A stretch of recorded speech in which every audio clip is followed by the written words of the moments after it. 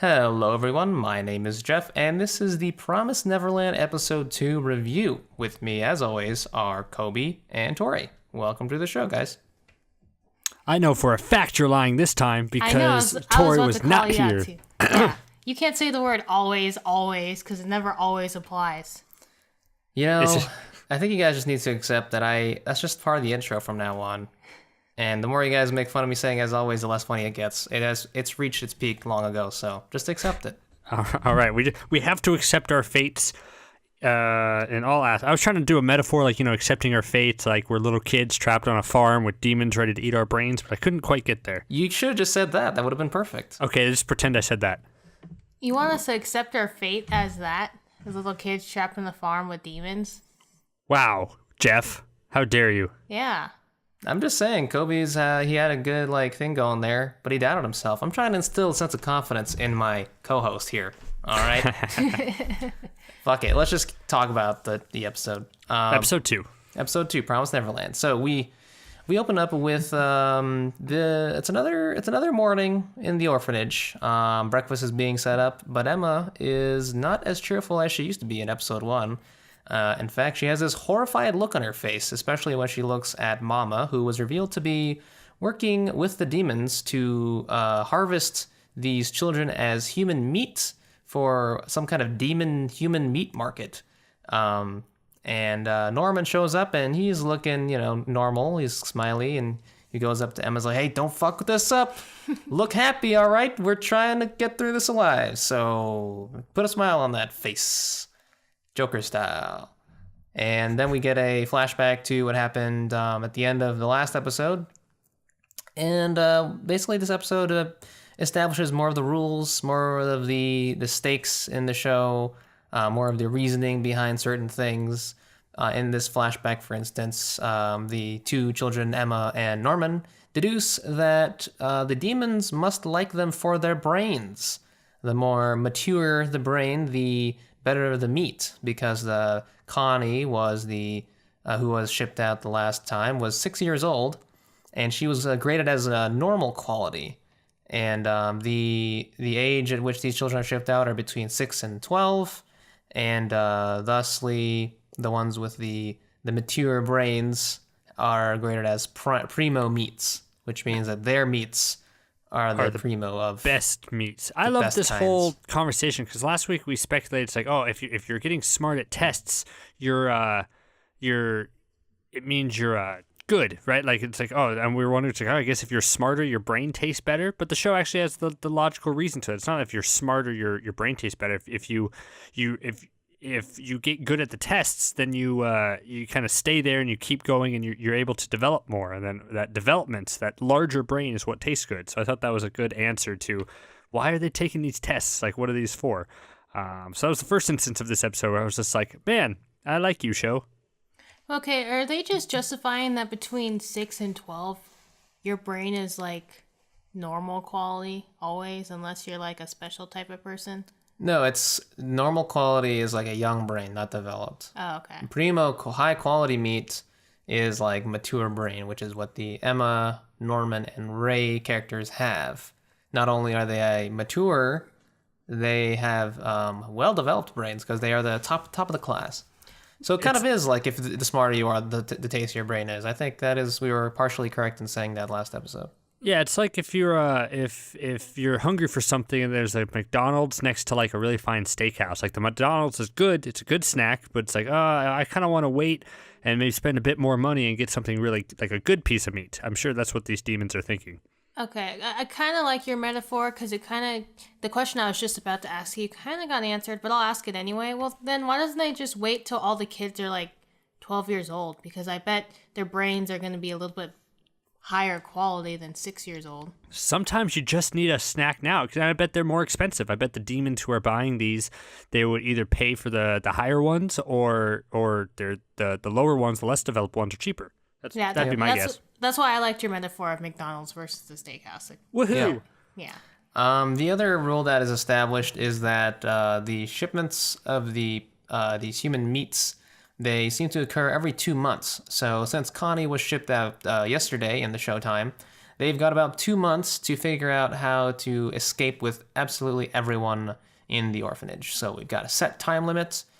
We got a reason why the demons eat these kids, and we're off to the races. We got some more information. And I like that because it's like not even there's not really a lot of mystery left about like why they're being chosen, because we're focusing more on the fact of they're in a bad situation, they have to escape. The mystery is not important.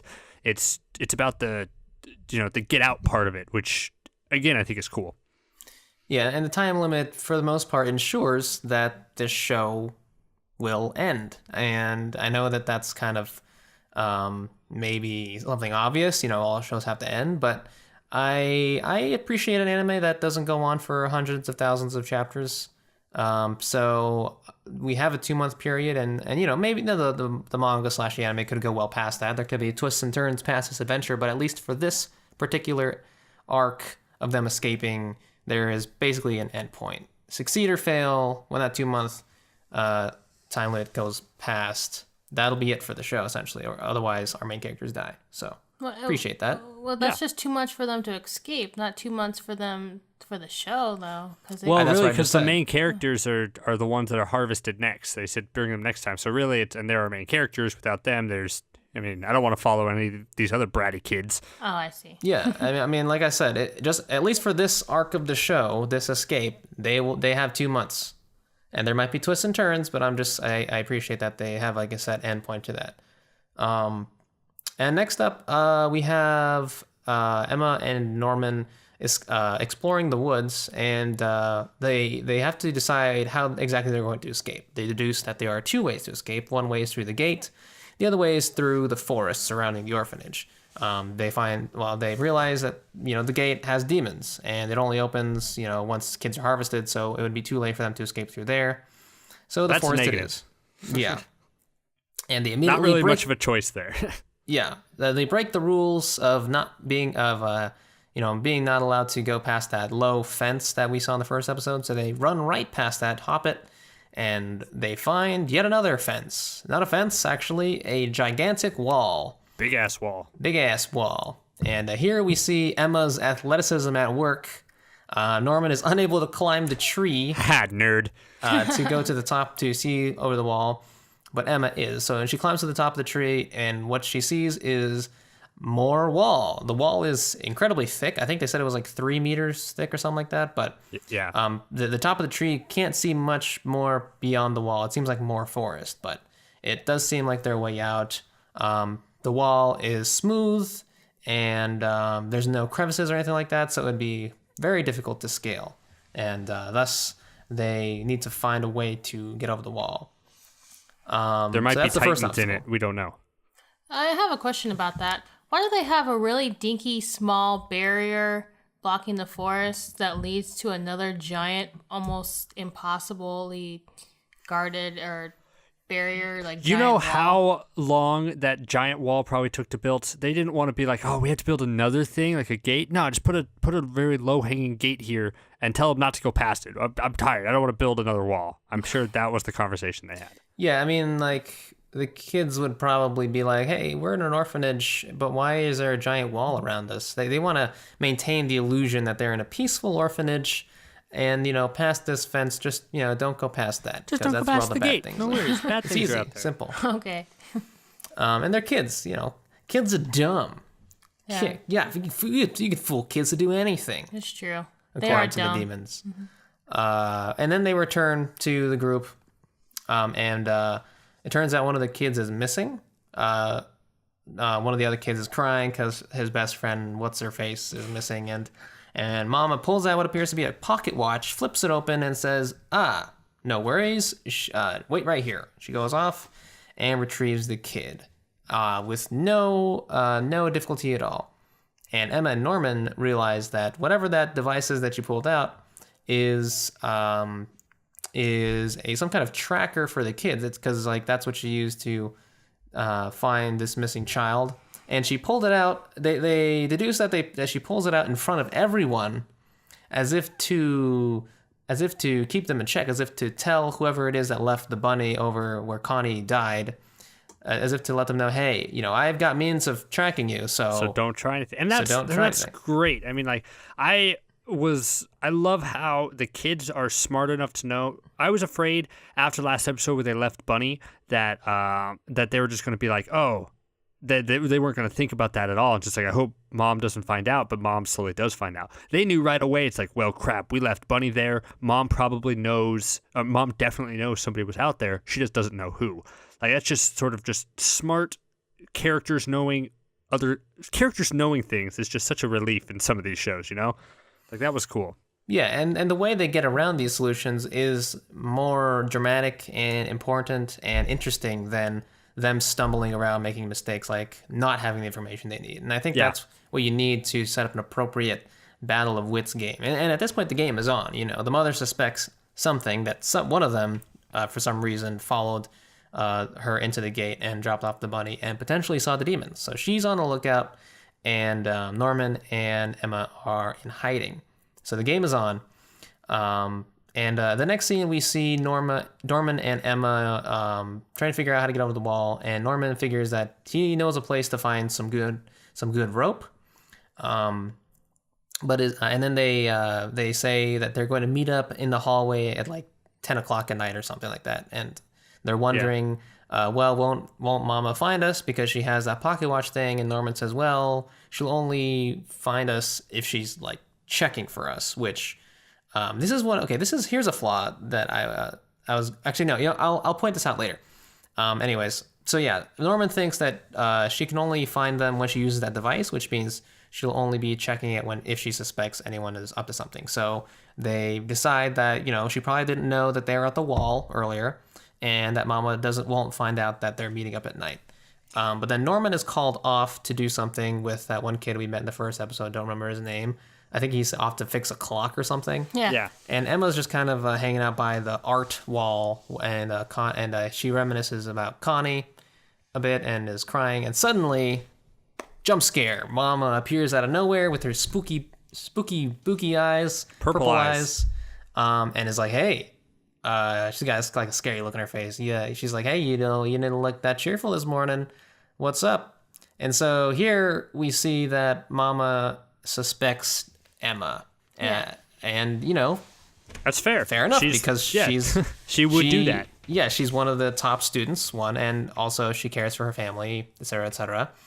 And Emma plays it off, and she says, "Oh no, I'm just sad that I'm gonna have to leave this house one day." And Emma kind of pushes it too. She does. She's like, "Oh man, I wonder where Connie is right now." Ugh. And then Mama kind of glares at her as she's hugging her.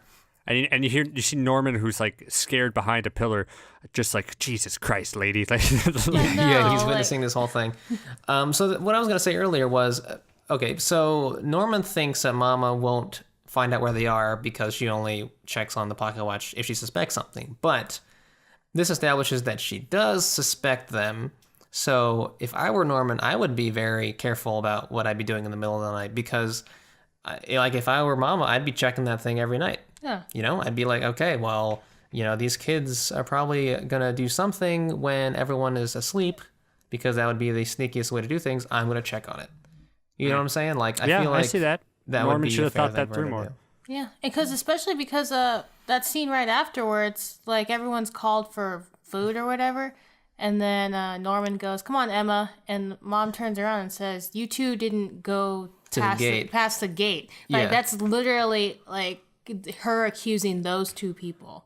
Yeah. But in that, it's not like they're going to go out and do stuff then. They were waiting for the day. That night when they were going to be in the house roaming around after dark, they were just getting the rope. I mean, that's kind of understand if the tracking device doesn't have it, like, I don't know how in that little pocket watch can say exactly where it is besides a general location. I mean, that's okay to be around in the house at night as opposed to and then they wait during the day to go out and do all their rope stuff on the trees. So I think that checks out.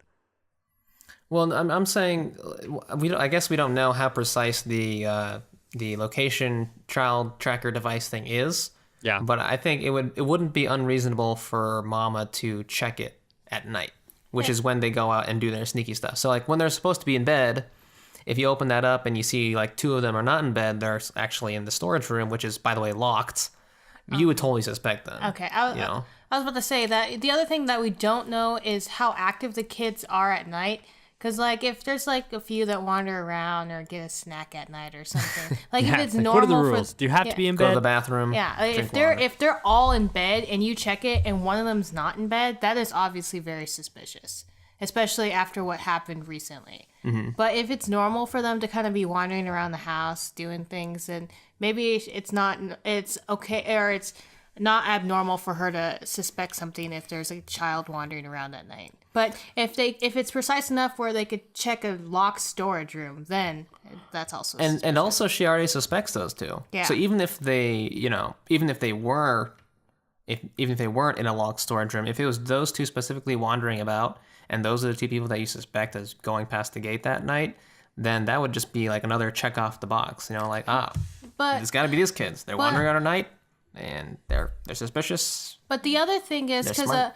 I actually do telemetry, which is a radio collared like animals where you go out and you track them.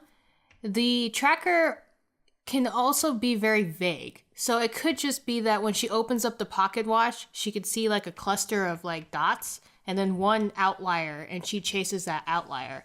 So the outlier might not necessarily tell you who it is, but it could tell you that somebody is out there. So That's she fair. might good not point. know who exactly she's tracking. Yeah. Okay. So that's true. We just don't know how accurate the location tracker is. We just gotta take a look at that pocket watch, guys. Let's try to do that next episode. Let's just try to steal it from her and take a look. Right. So yeah, and basically they break into the storage room and they find tablecloths, and they use that as rope. They fashion that as rope. They do that whole thing where they tie knots in sections of the tablecloth, and they actually the next day go out into the same spot in the wall, and they stuff all the tablecloth rope into a hole in the tree. And then they start discussing, well, maybe we should let Ray in on this because he's our friend, he's a smart guy. And Up until this conveniently- point, before Ray was up there, because they hadn't brought Ray into the story yet, I was really trying to decide what Ray's place on this show was going to be. Like, at first, I immediately thought in this first episode, all three of these kids are going to unite and be together and do this stuff. But then as they were not bringing Ray in as this goes on, there was a part of me that thought, is he going to take on an antagonistic role during all this? Like, is he going to be like the wild card factor? But no, they resolved that pretty quickly. Yeah, I actually was going to share a small theory that I had, but I think my theory doesn't hold water anymore. But I thought that Ray might have already known about the whole demon situation, because in the first episode, he already, he already suspected that past the fence, there's nothing dangerous. Although, I guess, knowing what we know now, he's technically wrong because there's demons amok. But anyways, the second thing was he was the one that, mentioned to Emma and Norma that they could still make it that night, delivering the bunny. So I was like, oh, maybe he's kind of luring them there so that they know the truth kind of thing. And in every situation after that, too, he seemed like... he was just kind of like looking at them as if not in like a suspicious way either. He was kind of calm and chill about it. Like, he expected that they would come back and look all shook and all that. It would have been cool if they came back and then they were all shook and he's like, good, now you know. And he opens up his own escape plan that he's been working on. He opens up a poster behind the poster in his room, and it's just like a long tunnel. It's like, it's taking me forever to dig this hole. Only 3 people can escape. Anyways, they're trying to discuss if they can bring Ray in on the plan, and conveniently, Ray shows up, and they tell him the business. They tell him about the demons, about the eating the children, about Connie, and Ray is all like, "Oh, this is a bad situation," and let's get out. Yeah. And there's a sort of a difference in, priorities between Emma and Ray. Ray thinks that they should pick and choose who gets to leave and who gets to stay, because in a world where these children are being raised as farm animals to be eaten by demons, likely there's a demon society ruling the world and not humans anymore. And thus, even if they escape the orphanage, they have to find out how to survive. So in that case, he needs to he's thinking that not everyone can escape, but Emma You don't want to bring is, around some children or some Yeah. 6-year-olds who are going to cry and need taken care of. Yeah, and it's revealed that actually some of the kids in the orphanage are not even 6. Some of them are 4, some of them are Yeah. 5, toddler ages essentially. And there's 37 of them, I think, right? That's a big crowd to just Yeah. be walking around trying to hide. Yeah. And so he's skeptical that they can bring everyone. And then Emma is actually stubborn, and she's like, no way, we're going to bring everyone on board, and I don't care what you say, because even if it's a demon society, we'll make a place for humans to live out there and change the world. Oh my god. And then, Ray's like, what the fuck, man? So like, Emma goes off and does her own thing, and then it's Norman, Ray, and Ray's like, hey man, why you letting her do this? It's stupid. You're the strategy smart guy. You should be smarter than this. And Norman's like, yeah, but I like her, so Yeah, I like And her, that's so I'm basically going his to do it to reasoning. make so she doesn't so she's smile. happy. So she's happy. So she's happy. But do you think that's like, I don't know. I mean, he is a little kid, so he does have those little kid mentalities, but still, do you think that's like against his character? Like when we previously saw him, he was like the strategist and doing everything right and smart and logical. It must be logical. And now, second episode, it's like throwing out the whole rule book. It's not the whole rule, but he's so logical on all other levels. He's just in love with Emma. People and her peppiness and her enthusiasm and how she sees the world. It makes sense. Yeah, the only complaint I have is up to this point, we haven't really seen much chemistry between them beyond being just friends. Like, I don't know. I personally never got the sense that that Norman or Ray were romantically interested in Emma. I don't know. Did you guys, like in the first episode, did you see any of that? Like, to me, it was obvious that they were really good friends. But in terms of Norman having any affection for Emma beyond that, did you guys get that? Because I did not. Nah, not really. But No. I mean, they were doing so much in that first episode, and I guess even in this episode, second episode still really a big kind of setup episode as it frames what the rest of the show is going to be. I think there's still time for that to develop and see why these guys could work on a romantic level. Yeah, and I mean they've had a history together, and all three of these people have been together because they're like the top students. So when you spend a lot of time with someone and same age, And they're like literally the only option. yeah, exactly. So Okay, yeah. I don't disagree that he could have feelings, but it doesn't make sense to me, and I don't know. It just seems like they threw that in there as a loop for a way for Norman to be able to be on board with this. I think that's what my problem with this. It's just kind of like they threw it in there.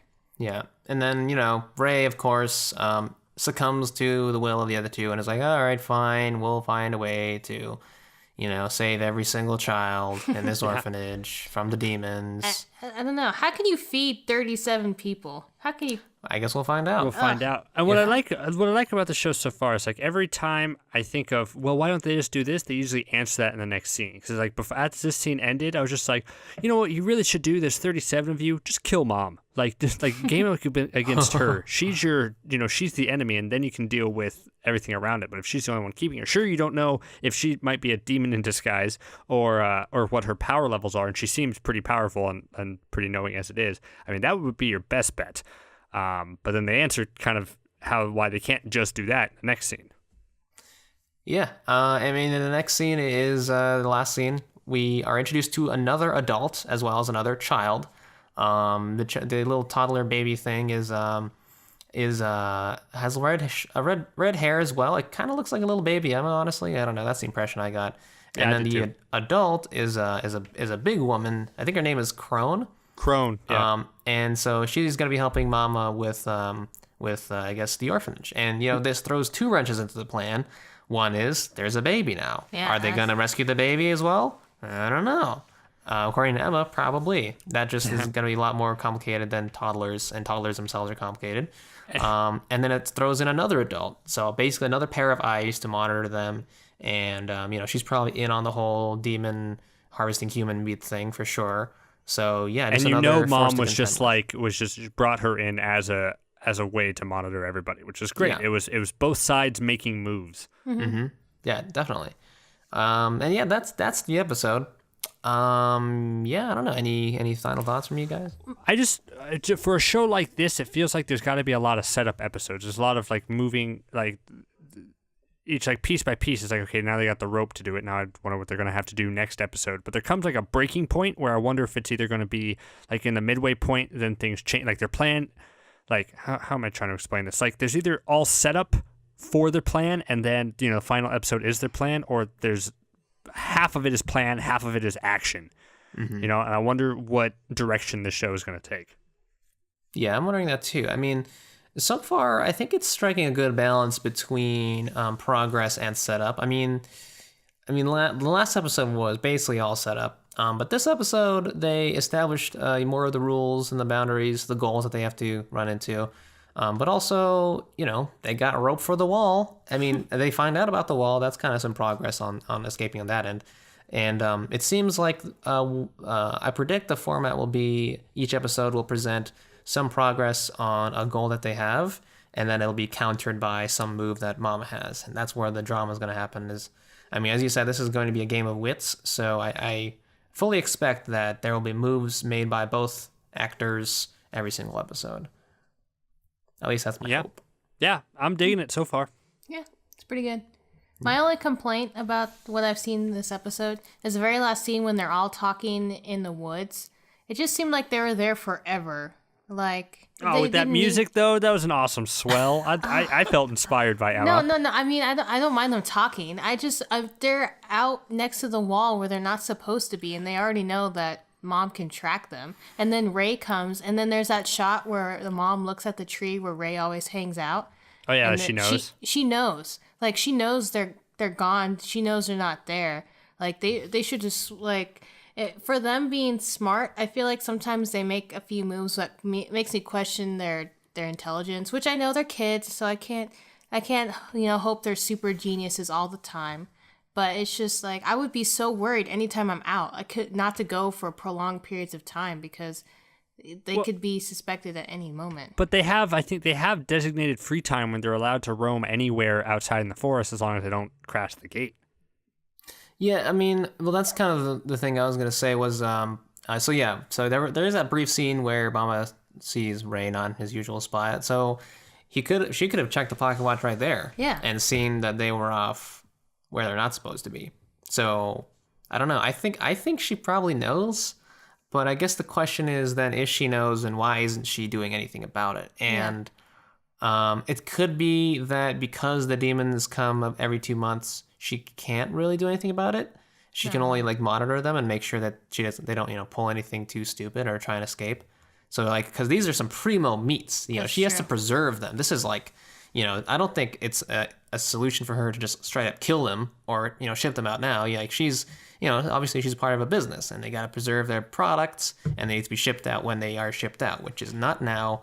It is 2 months. So basically her goal is to make sure they don't escape, and that's it. I guess we'll see. All right, Coby, would you like to sign us off? Yeah, you've been listening to this on Nerd Blaze. Like, comment, subscribe, all that fun stuff. This is a fun show to talk about and theorize stuff, even though I imagine a lot of people have read the manga and know what's coming. We have not. We have no idea what's coming in this mystery battle of wits that's set before us. Yeah, all that fun stuff. See you next time. See ya. Bye.